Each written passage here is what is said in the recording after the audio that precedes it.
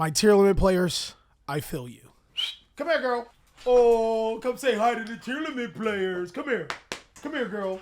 Come here. Say hi to the tier limit players. Oh, their deck is dead, huh? They're gonna lose their deck, and it's okay, mama. And it's okay that they're gonna lose their deck. Saber. What's going on with y'all, big dog? And it is Update Tuesday. It has been 1 year, 9 months, and 3 weeks of kicking rheumatoid arthritis' ass, boy. Saber!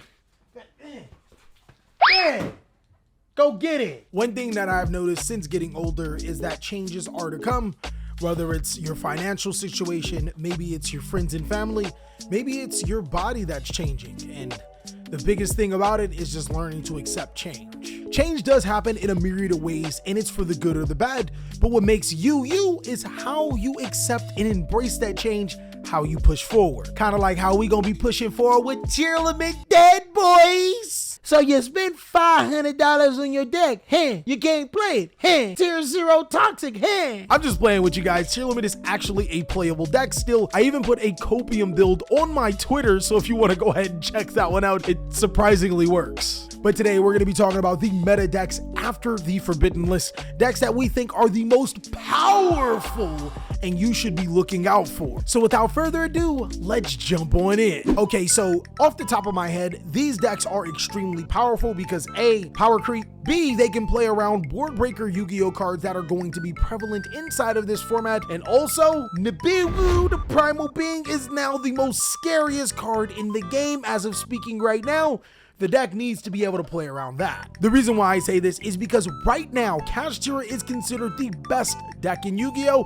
And here's why. The Kashtira monsters get freaky dicky with your main monster and your spell and trap card zones, being able to completely lock them out, preventing you from playing Yu-Gi-Oh! This rank 7 deck allows you to summon huge monsters like Diablosis the Mind Hacker, and if getting rid of your spell and trap or monster card zones wasn't bad enough, it can actually banish some of your most important cards from your extra deck. Kashtira was seemingly unhit by the Forbidden List, only losing Barrier Statue of the Stormwinds. This deck is extremely powerful, and the new Kashtira Arise Heart is a walking macrocosmos that can attach banished cards to it and then banish cards on the field. My guy, why the f do we keep getting more expensive and busted and ridiculous Yu-Gi-Oh cards? I don't understand. The format is pretty much going to revolve around what can beat Kashtira in the opening stages, and here is a deck that I think is going to be insane because it checks all of the boxes we just said. An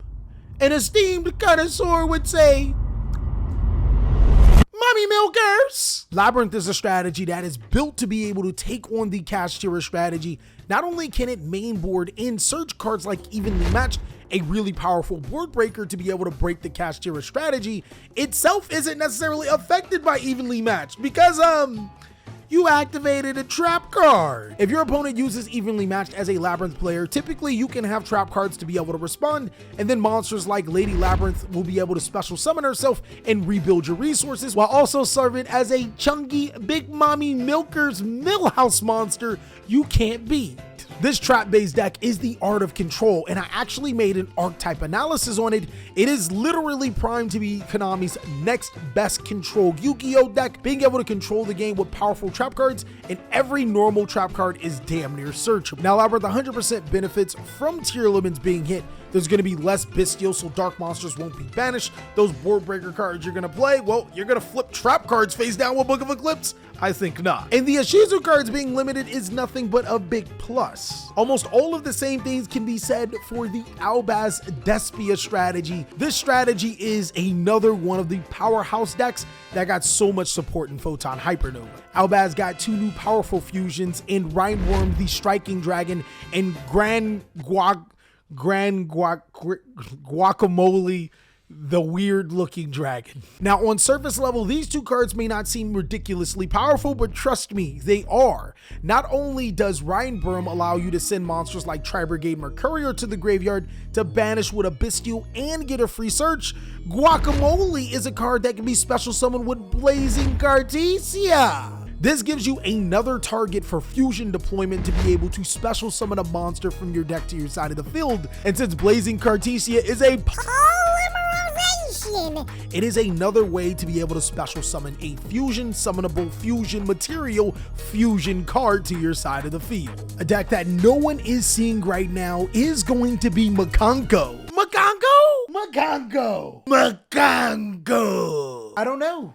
Maybe if your girl stopped Mikanko and these in her mouth, we wouldn't have a problem with Mikanko. Players have figured out how to completely break the Mikanko strategy. Essentially, it is a Warrior Turbo Yu-Gi-Oh deck that can make monsters like Baron de Fleur to protect it from hand traps like Nibiru the Primal Bing, and then can finish on some of the most devastating inboards like Arc Lord Christia with your Libromancer trap to be able to stop the opponent's Dark Ruler no more. Okime can discard one card to attach a Mikanko equip card from the graveyard to one of your monsters, and that just so happens to be Mikanko Water Aberresque, which can snatch your opponent's monster. My guy, my friend, my brother in Christ, you know how I feel about taking your bitch. Because of the new Bestial Baldrake monster from Photon Hypernova, Dragon decks got another huge monster that they can summon to their side of the field. Exceed summon into monsters like Heretic Autumn, which allows you to special summon dragon monsters from your deck, but this deck has the resilience to be able to beat all of the counter cards that you've been trying to do. Nibiru? What is that? Have you tried the Nibiru a dragon player?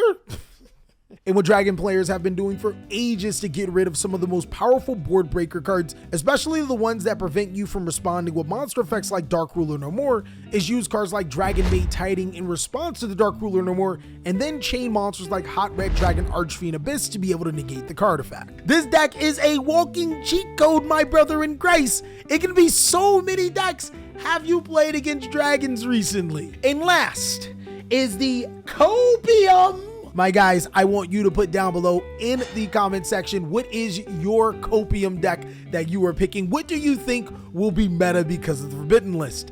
I know that there's players that are saying Punk for some reason, top deck TJ. I don't know why he picks that.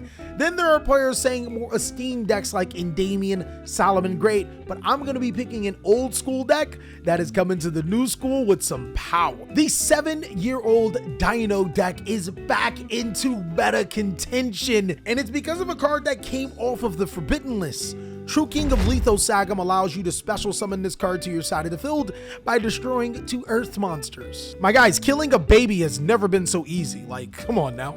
Where the baby at? We popping it today, my friends. We about to spin the block and run a drill. On top of that, True King of Lethosagam pretty much plays the Kashtira game. You like banishing cards from my extra deck? Nah. Not if I banish your cards first. Being able to look at your opponent's extra deck firsthand and find every single one of their important cards and banish it, since this banishes 3 and not 1, is huge. But on top of that, Dinos can make some of the most fierce monsters, and it all starts off with your boy Ultimate Conductor Tyranno.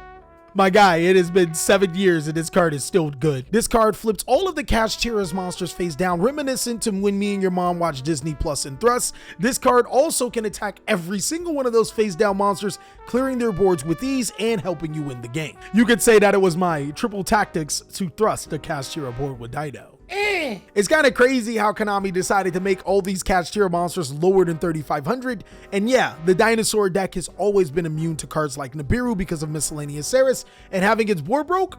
I mean, good luck activating Evenly Matched if you got a token on your side of the field. And as a bonus, a deck that I genuinely think is going to be insane is Sword Soul. Now, I actually did a deck profile on Sword Soul, and the build still pretty much holds against what's going on in the meta right now. The Bestial cards are still phenomenal. Trust me, guys, you still want to banish your own cards to trigger your effects. But the only thing that I would watch for while playing Sword Soul is going to be Nibiru the Primal Bing. This could be circumvented by just summoning your Baron de Fleur forehead and not worrying about it. Overall, if your opponent doesn't have the Nibiru the Primal Bing, the Sword Soul is a deck that can flex all of its hand trap utility, disrupting the opponent while playing a slow grind and special summoning one of the most powerful synchro monsters in the game. Sword Soul is ridiculously powerful and is a great addition to the Yu-Gi-Oh meta. This actually can be a competitive Yu-Gi-Oh budget deck too.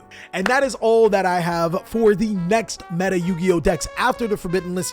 I want you to let me know, where did I get something wrong? It's going to be really exciting to see what you guys have to say. And if you want to see more amazing CaliEffect content, you can check out these videos, as I'll catch you on the next one.